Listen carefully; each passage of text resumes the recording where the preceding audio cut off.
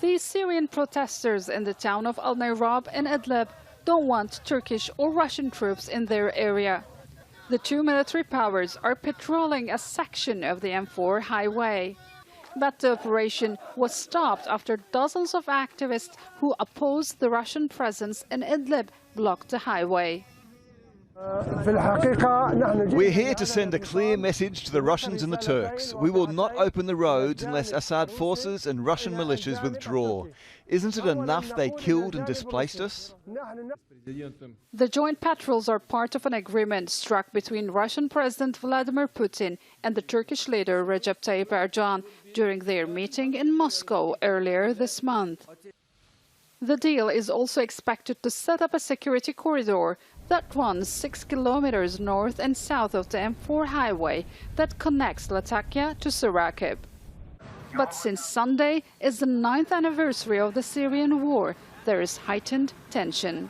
It's the second day of our protest on this highway. It's the anniversary of our revolution. For 9 years we've suffered the regime's massacres. We don't care about agreement. We will not allow Russians here. They should get out of our country. The fighting in Idlib has been catastrophic for the people. Nearly 1 million Syrians have fled their homes since the government, backed by Russia, began its latest offensive last December. It happened despite a deal back in 2018 that turned Idlib into a de-escalation zone, supposedly clear from acts of aggression. Most of the people who have escaped have now crowded at the Turkish border. Turkey already hosts more than 3.6 million Syrian refugees.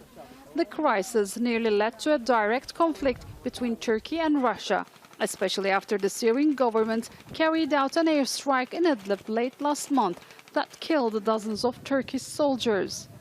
Ankara responded with drone strikes and artillery fire that killed hundreds of pro-Syrian government forces and destroyed over 100 armored vehicles. Many ceasefires have come and gone in Idlib. Some even lasted less than 24 hours. Turkey and Russia insist they still want to preserve the latest ceasefire despite supporting opposing sides in the conflict. It is unclear how they will achieve this, but the rebels are worried about losing their last stronghold in Syria. And Russia says Turkey is not using its influence to control the opposition fighters, most of whom Moscow accuses of being terrorists. Sinem Köseoğlu, Al Jazeera, Istanbul.